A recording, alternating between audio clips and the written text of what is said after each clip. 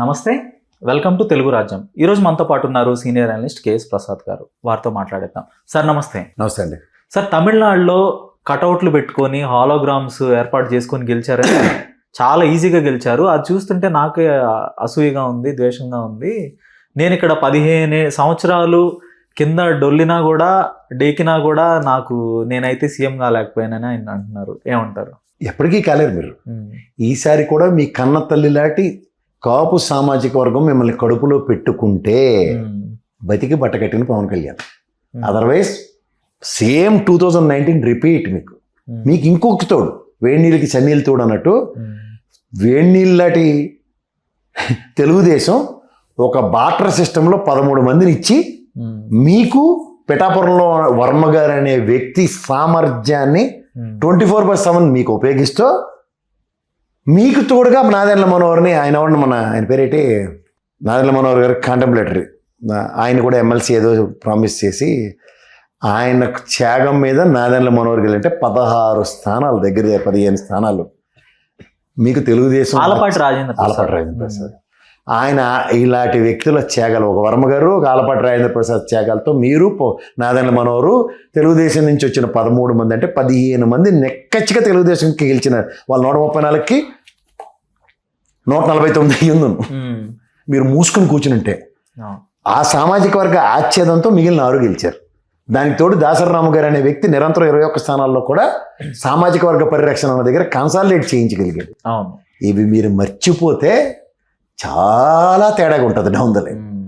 మళ్ళీ ఎక్కడ స్టార్ట్ వాళ్ళ సినిమాలో మీరు చెప్పారు చూడండి, ఐరబోగులేడు బ్రహ్మానందం గడికి చెప్పడం కాదు, ఎక్కడ మొదలయ్యావు ఎక్కడికి వస్తావు బద్దం అని చెప్పినట్టుగానే ఉంటుంది.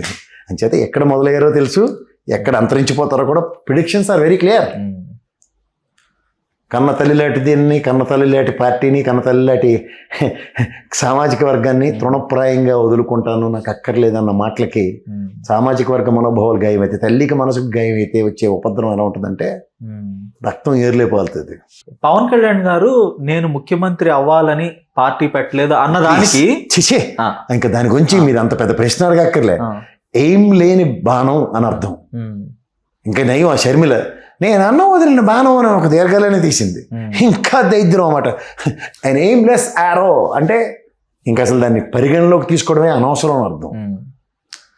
దానికి స్లేవ్ డైనెస్టీకి అకస్టమైతే you start your life with slavery and I been accustomed with slave dynasty.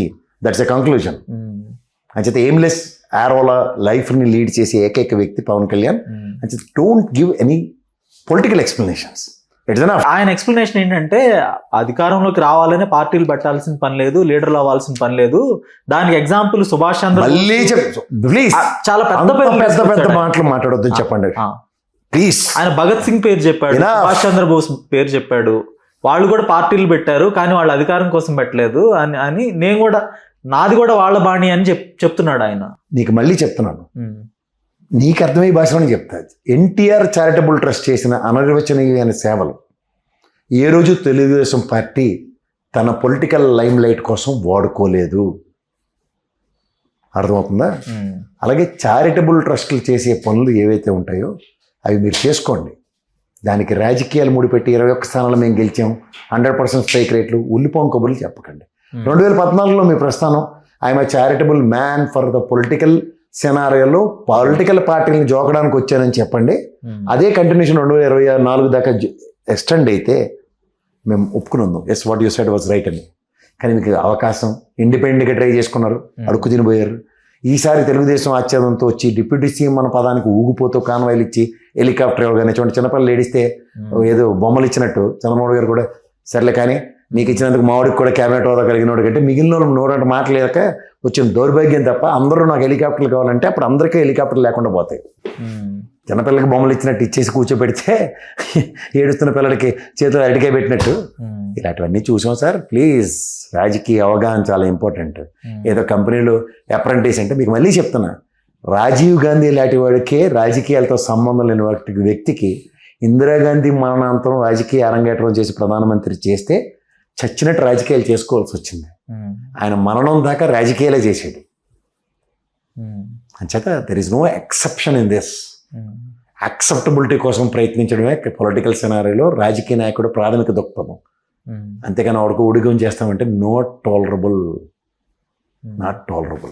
అదే చెప్పాడు కదా దాసరావు ఆయన, పెద్ద అని చెప్పింది అదే కదా, నాకు వదిలి అంటే నువ్వు ఊడిగం చేస్తావు దానికి కాదు కదరా భయ్, దానికి అప్పుడే వదలపోయి ఉంది నిన్నంటే, అప్పుడే వదలపోదు అంటే అప్పుడే నీకు రాజకీయ భవిష్యత్తు శూన్యం అని అర్థం.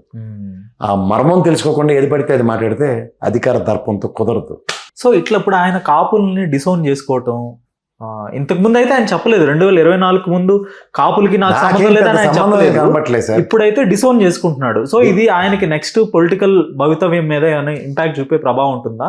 కాపులు ఏమైనా దూరం అవుతారు? ఇప్పుడు మీకు చెప్తుంది అదే, ఇండైరెక్ట్ గా డిజైన్ చేసుకునే తెలుగుదేశం కల్చర్కి అడాప్ట్ అయిపోయినా.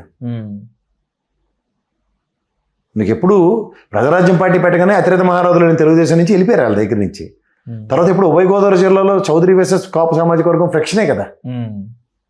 ఈ ఫ్రిక్షన్కి ఈయన తోడై మలడోనై ఇటుపక్క ర్యాలీ అవ్వడానికి ఉపయోగపడింది.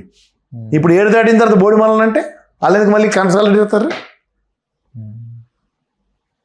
పెనుముప్పుకి నాకు ఇది క్లియర్గా అర్థమవుతుంది సార్. నాగేశ్వరరావు గారు పేల్చిన బాంబు డిస్ప్రపోర్షనేట్ బ్లోలో తెలియకుండా నిజాలు బయటకు వచ్చేస్తున్నాయి. ఎవరి కోసమైతే మీరు ర్యాలీ అయ్యారో వాళ్ళు నాకు అక్కర్లేదు అనుకుంటున్నారు. అంటే ఇండైరెక్ట్గా తెలుగుదేశాన్ని కాపులకు దూరం చేసే కార్యక్రమానికి నడుము బిగించిన పవన్ కళ్యాణ్. అంటే శాశ్వత మిత్రులు, తాత్కాలిక మిత్రులు అన్న కాన్సెప్ట్ని ఇండైరెక్ట్గా పవన్ కళ్యాణ్ ఇవాళ జస్టిఫై చేస్తున్నాడు లేదా ఈ ప్రవచనాలతో? అసలు నాదెన మనోహర్ ఫినాలేసి కడిగేసాడు మొత్తం అంతా. ఇప్పుడు మధ్యలో నేను తగుదనమ్మా అని పెద్ద మొత్తం ఇదిలో వస్తే ఏమవుతుంది?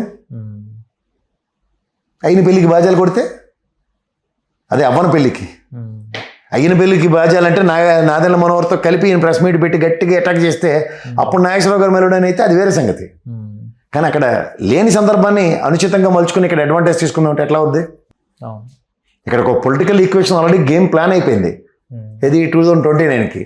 2029 కన్నా ముందు నరేంద్ర మోడీ వేరే రాష్ట్రంలో వేరే రాష్ట్ర ముఖ్యమంత్రులను కలిసి గంట సేపు స్పెండ్ చేశాడు మీతో. అంటే పొలిటికల్ ఈక్వేషన్ సినారియోస్ ఏం మారబోతున్నాయి? ఈ పాటి ప్రాపర్ ఇండికేషన్స్ ఎవరికి లేకుండా జర్నలిస్టులు ఎవరు ఉంటారు కదా. అందులో నాగేశ్వరరావు గారి శిష్యులు ఢిల్లీలో ఎంతమంది ఉంటారు. ఆయన దగ్గర చదువుకున్న వాళ్ళు ఇవాళ మినిస్టర్ ఆఫ్ హోమ్ అఫైర్స్ అట్లా ఎంతమంది పని చేస్తూ ఉంటుంటారు.